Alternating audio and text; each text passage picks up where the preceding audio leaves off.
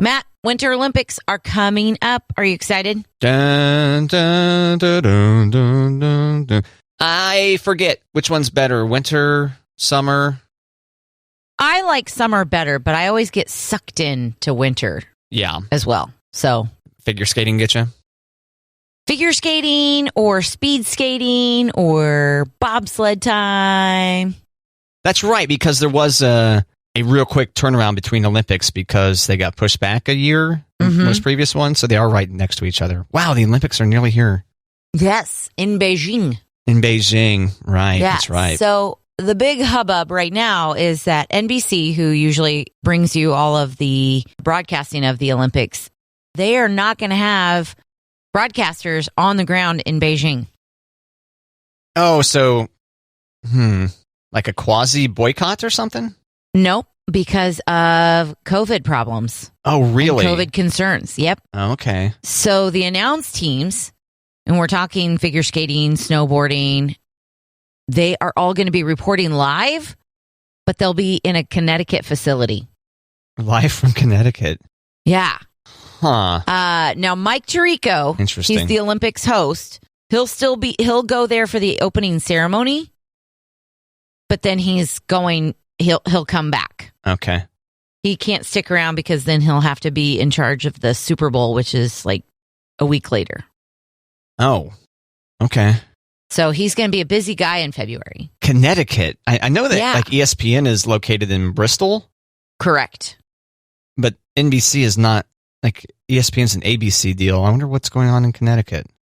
Maybe there's more than one place where TV stations have people working in that state. I don't know. Are you making fun of me?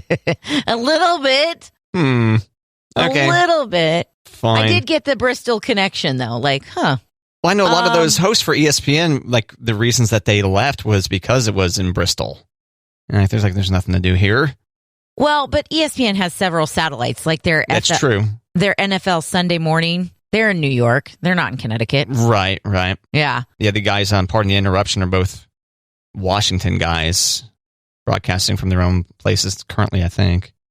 I think you're correct. And I think when everything shut down last year, or when there were still ball games, but there weren't people in the stands, the people who were calling the game were essentially at home. Like they were watching it just like us. Right. I'm curious how this Olympics would work. These guys, oftentimes, like in NFL is probably the prototypical example of the announcers are facing the camera and behind them is some action. Correct. Right. Like the field behind them. Same thing with baseball, but the Olympics, I like the idea of them just sitting in front of kind of a meh kind of TV set. It'll probably be pretty fancy. It'll be dolled up. I bet you're right. But interesting. So the Olympics this year on NBC, remote play-by-play and announcers. Right. Opening ceremony, February 4th. Wow. Okay. So that's Friday. Friday. Damn. I need to prepare. Okay. You need to prepare? Yeah, I'm not sure if I'll watch any or not. Well, I think you should, because Jamaica, for the first time in how many years, is sending a team to the Winter Olympics. Bobsled? 4-man bobsled. All right. First time in 24 years, they'll be sending a team to the Winter Games. Just like the plot from Cool Runnings. Just like. Maybe. I haven't watched that movie in a long time. John Candy in that one? Yep. R.I.P. He died right after it. Pour one out. But yeah, thank goodness he was able to hit his most celebrated role. Teach Dougie Doug how to bobsled. Have you looked into ways of watching the Olympics yet? I have not. Okay, because there's always some that you can stream online, and then there's some that are over the air. I don't currently have my antenna hooked up. Might need to do that. Yeah, you might need to do that. I was going to say, we're going to rely on our antenna quite a bit. That's what we did during the summer. During the Summer Olympics? Correct. Were you in your apartment back then? No, we were in the house. It was just last summer. Oh, I can't process time at all, turns out. Turns out. Yeah. Matt, there was a car accident in Pennsylvania And not just any car accidents, because I know you're not up on like the Pennsylvania Department of Travel. I'm not, shockingly. As some people call it, PDOT. Oh, dear. There was a truck in an accident, but not just any truck. This truck was carrying 100 monkeys. 100 monkeys. I think I did see something about this, but no details. I saw something about 100 monkeys in transit, and a couple escaped or something. What was the... No, they all. They all escaped because the truck got into an accident. No monkeys died. And there was a wooded area nearby where they all went. They accounted for all 100 monkeys. So they got them all back. Okay. And good news, only one woman is being treated for rabies because she was bitten by a monkey. Oh, my God. Wow. Okay. Yes, I think the story was that last I heard was 100 monkeys get out, and then they found all of them except 2, so they must have rounded them up shortly after that story. Yeah. I mean, don't you feel like the public's going to sleep better and be like, we got them all. It's cool. There's no monkeys on the loose. Yeah, you never know. No monkeys. You're good. Don't want to encounter a rabid monkey. No, but it just makes me think about the movie Jumanji. I think you're driving on the highway, and all of a sudden there's monkeys running down the road. And monkeys and elephants. Right. How did this woman get bit? How did she... I don't know. I don't know if it was like... Was she trying to hug the monkey? Take a picture. Look at this loose monkey in Pennsylvania. Taking a selfie with the monkey, and the monkey's like, nope. Bite. I'm going to bite you. Chomp. You look like a banana. No, probably not. That's a good monkey eating sound effect there. Did you just come up with that? I did. Damn. Yeah. Effortless. Oh, totally. It also sounds like any other animal eating anything. Oh, you use that same one for... Okay, what about for humans? Same one? Nom, nom, nom, nom, nom, nom, nom. Oh, okay. Okay. I always thought it was... Okay, yes. Got to make it a little bit wet. Pardon the expression. All right. I won't do that again. Actually, no guarantees. No guarantees. Oh, my goodness. So, Monty started finishing our basement. Okay, but we have this big bed frame for our bed that I wanted him to paint before he put it together in our room. So we've kind of been... Our mattress is not on the floor because we have one of those mattresses where like you can lift up and you can raise your feet and whatever. But we don't have a bed frame right now. Okay, so you want to improve the aesthetics of this, more or less. Yes. It's functional, and it's not going to get raised any higher off the ground. It's just going to look prettier. Right. Okay. But Monty wants the bed frame out of the basement so he can keep working. So he decided, okay, let's do the bed frame this weekend. So we did, he sanded it down, and then we painted it. And I have never painted anything like walls, doors, furniture. Really? You haven't? Yeah. No. Wow, okay. Like when we were getting the girls' rooms ready when we were pregnant, I couldn't paint because I was pregnant. So I just got to say this color and this color. Thank you. And then I walked away and it was done. So the family never tasked you with painting anything growing up? Never. Check out the Pampered Life on Kate. I guess I had to peel wallpaper. Does that count? I mean, kind of. I don't know. Spraying it with that vinegar stuff and then peeling. If I never smell vinegar again, it'll be okay. Maybe that's my aversion to vinegar. Yeah, it's weird because last week we were talking about Tabasco, and you're like, I can't do Tabasco because of the vinegar. Yeah. It's real sharp for me. You have tried Tabasco, though? Yeah. Okay, just making sure. Yeah, because you go crazy about Tabasco in your eggs, so I'm like, I'm going to give it a shot. I'm like, I don't like it. Oh. But I've had Tabasco before, but like this, I feel like I was doing like a generous Tabasco on eggs. And I was like, it's not for... But I'm not a ketchup on eggs person either. I feel like I'm a salt and pepper kind of girl. Yeah, me too. Yeah. Minus the girl part. Right. But I will Tabasco up maybe some vegetables or something. Frankly, I'm using it on popcorn more than anything. Yeah. Because I can dice up some jalapenos and throw that into my into my medley. Nice. But, Nice. No, I've never painted anything, so I got to paint our bed. So how'd that go? It went okay. I should have known better to wear like pants that I really liked. Like I got some paint splatter on my pants. Oh, on your nice pants? On my nice pants. That was dumb. Oh, come on, Kate. I know. Monty was like, it's water-based paint, so maybe it'll wash off. Oh. We'll find out. Oh, the suspense. I know, right? We'll have to have some follow-up on Matt and Kate. Either that or I'm going to have to like speckle the rest of my pants and it's going to be... Oh, yeah. Speckle pants instead of just one little area on my thigh. That's the new look. A little paint area just on the thigh. Yeah, it looks like confetti that I sat in. Yeah, so we painted, and I think he's going to try to put it together tonight. Okay. So we might have like a grown-up bedroom. Grown-up. Kind of, because he's got a TV tray for a nightstand, so we can't go that far for being grown-ups. No. Yeah. I'm not buying nightstands until the bed's done. So I want to see how it looks. Did you end up with paint on your face like is kind of indicated in most sitcoms where painting is involved? No. No. Just a little boring patch on your pants. Am I doing it wrong then? I think so. Or you're not doing it to the specifications that someone with your level of painting experience should. You know, it should be like a comical scene, you having not painted before, and there's paint on your face and your hair. Right. Instead of just a little blotch on your pants. That's not nearly as sitcom adjacent. No, and I was using a roller, and I was putting the roller in, and then I was like getting the excess off, and it kind of went... I was like, what the hell?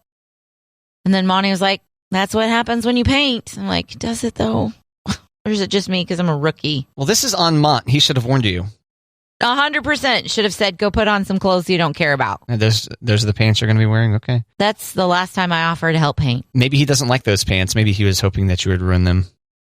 Or he was jealous because you look better in those pants than he does. Maybe. That's it. Maybe that's it. I was wearing his sweatshirt on top, which was way more expensive than my cheapo pants that I love so much, but not a drop of paint on his sweatshirt. Thank goodness. I know. But it kind of got me like, okay, what can we paint next? How did he let you wear it? This is one of his favorite sweatshirts? No, I wouldn't say favorites. Oh, okay, just expensive. Yeah, it's a North Face, which I won't even buy myself North Face. But then you'll put it on when you're painting. Well, I was cold. Okay. I didn't know I was going to paint. I didn't put it on to paint. It wasn't like my paint apron. Remember doing that in grade school? Your smock. When they'd send you with your dad's old shirt and you'd have to turn it on backwards and with your paint shirt. Yeah. It's like a smock, right? Isn't that what that's called? Yeah. Yeah. Smock. But now I'm ready to paint the front door and... Oh, watch out. I don't want to paint anything that's like... I told the girls they could each pick a wall in their room and give it a different color, but I'm like, I don't want to paint that. That's too much pressure. Monty will have to paint that. Oh, you're not going to have the children do it? Oh, I don't think so. Just give them some paint and let them go wild. I'm not that parent. No. No. I feel like even giving them a Kool-Aid pack, I'm like, stay in the kitchen, please. Thank you. Mom, I'm just going to set it on the table. I'm like, no, you're not. I've seen this show before. Kool-Aid pack? Are they treating Kool-Aid as if it's Fun Dip? Right. This is just them getting prepared to make a batch of Kool-Aid? Right. Oh, yeah? Oh, yeah. I wonder if Macho Man Randy Savage was ever annoyed by that. I know. It's like, took my catchphrase, Kool-Aid. Seems like it. Who was first, Kool-Aid Man or Macho Man? I would be willing to bet Macho Man. At least when it comes to the oh yeah part. At least when it comes to the cartoon character. At least. And Kool-Aid Man could say, hey, I'm just busting through fences and walls. Yeah. And Macho Man could say, I'm doing an elbow drop off the top rope. Right. Off the top rope. So now I'm typing Kool-Aid Man. Or snap into a Slim Jim. I'm just snapping into some beef jerky here. Yeah, that would be weird if the Kool-Aid Man broke through your wall. And I mean, that'd be weird in general if the Kool-Aid Man broke through your wall. The odds of that happening seem pretty low. But especially the Kool-Aid Man breaking through your wall and saying snap into a Slim Jim and holding out a Slim Jim at you. Doesn't seem right. I don't think so.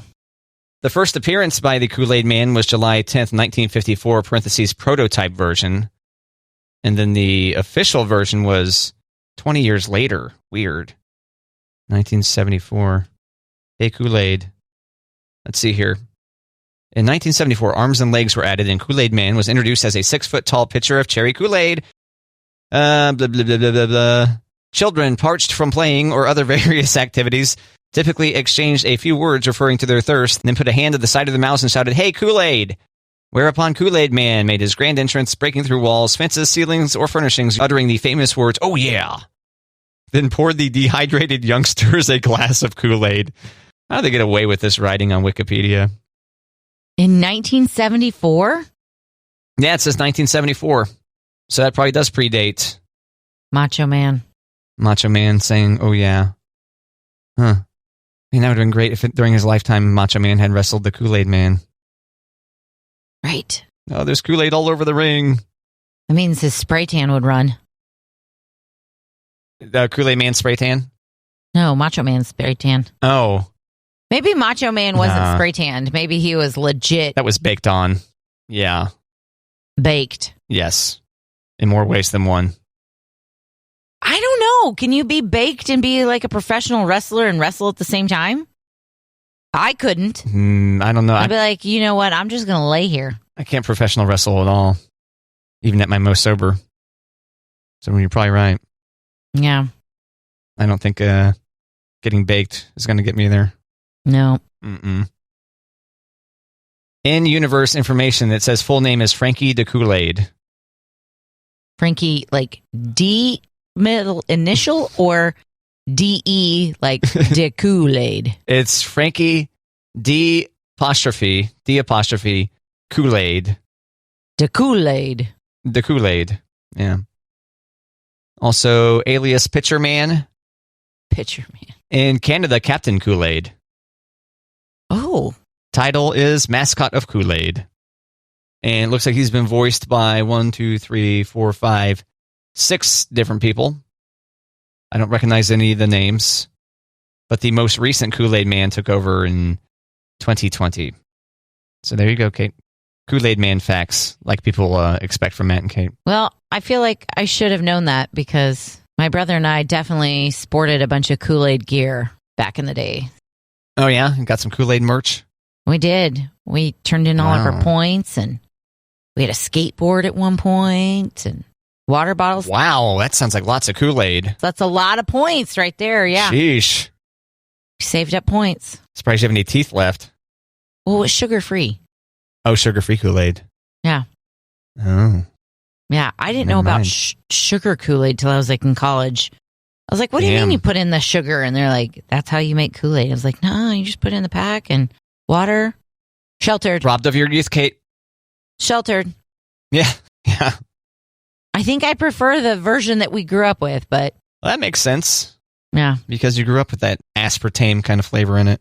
Yeah. I feel like eventually we had that kind of Kool-Aid. Well, the biggest thing is like you really got to stir that sugared Kool-Aid. Got to keep it going. You know, sugar can settle. Yeah.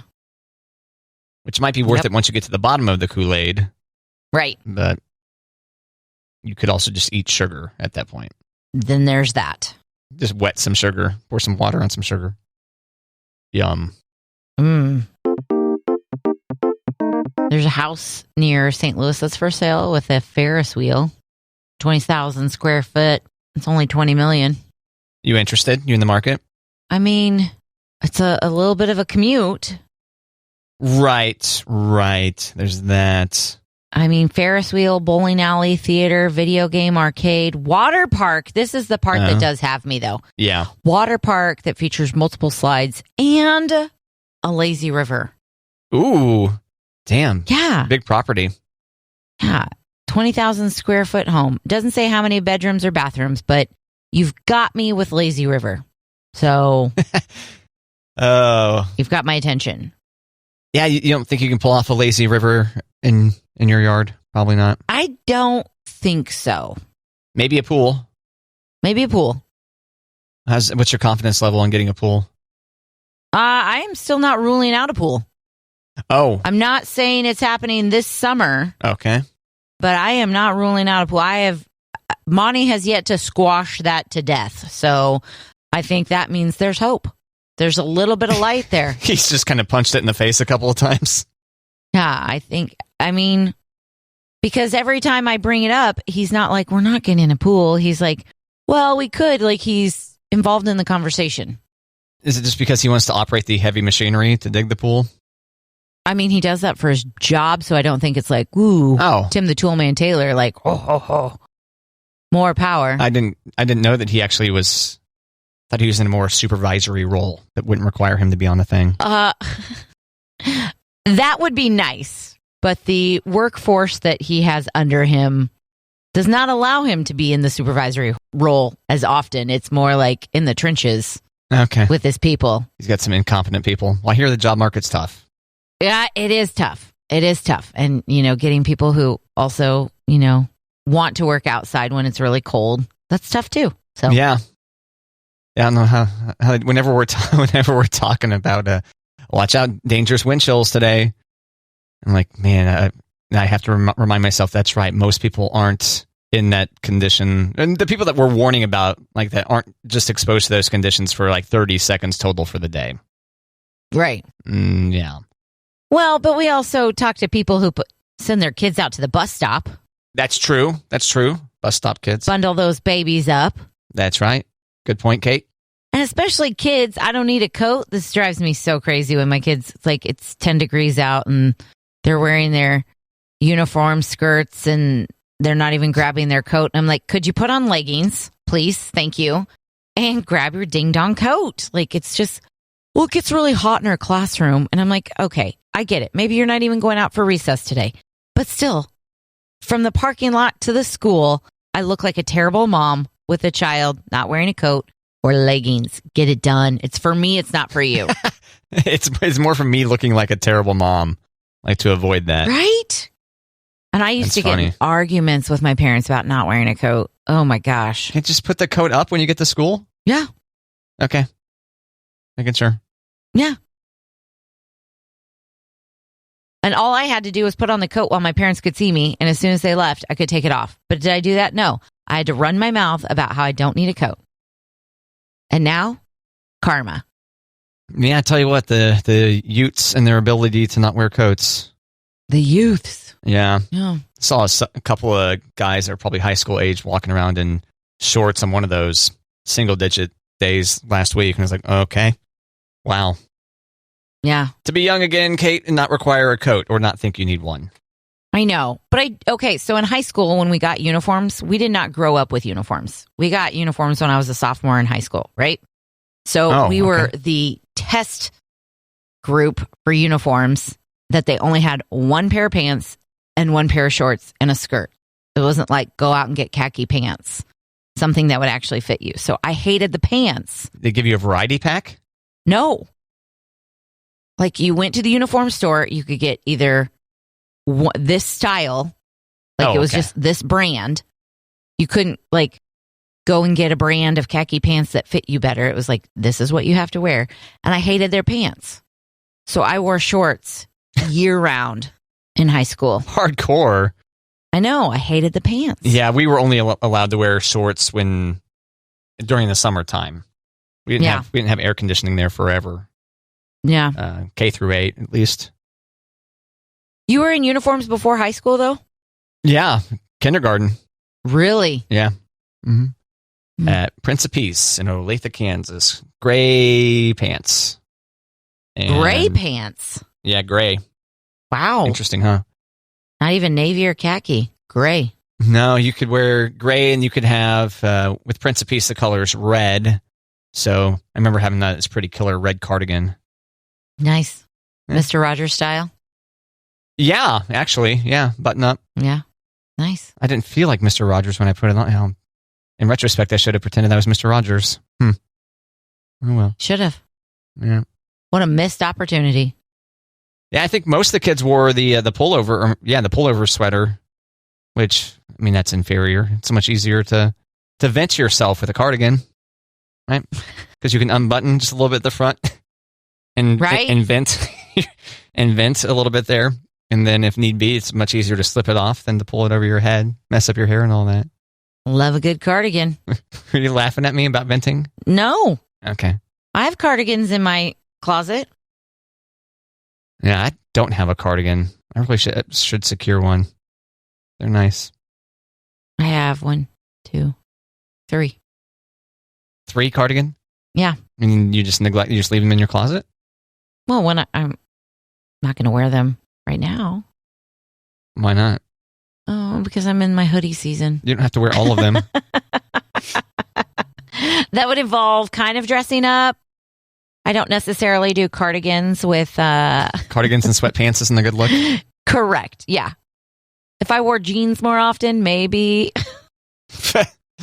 I feels like I've let myself go the way I talk about myself. I'm like, this cardigan is way too dressy for me these days. I think that's a perfectly fine conclusion to come to. Especially in these trying times, Kate. These trying times. Yeah. Everywhere I'm going, it's basically acceptable to be wearing athletic leggings and a hoodie. So yeah, that's one of the nicer benefits of the pandemic. Mm-hmm. Yeah, don't have to put makeup on. Just strap a mask to your face. Right. Throw a pony up. Rock a pony. Yeah. Put on a hat. Call it good. All right, Kate. After that Chiefs game yesterday, are you still dry January? Still dry January. Wah, wah, wah. Yeah, if you were driven to get wasted just due to the Chiefs game, that probably wouldn't be good. Due to the result, at least. I about started in the fourth quarter, though. That's for sure. Oh, is that right? Yeah, I did. I was getting a little tense. And it was getting a little, ooh, and I about started, and I didn't.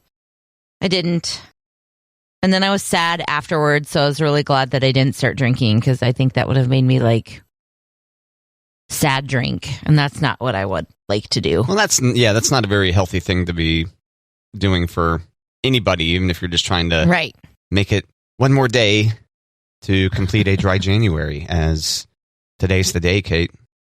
I mean, sad drinking's not out of my wheelhouse in the, last 20 years of my life, but I'd rather not. Yeah. But okay, did you watch the Chiefs game? Yes. Yeah, I watched it all. I blame you. Do you? Because I didn't watch very many games this year. You could have stayed away. You stayed away all season. Well, no, I did get invited. I did see 2 games because I was invited. Were both those games at my brother's house?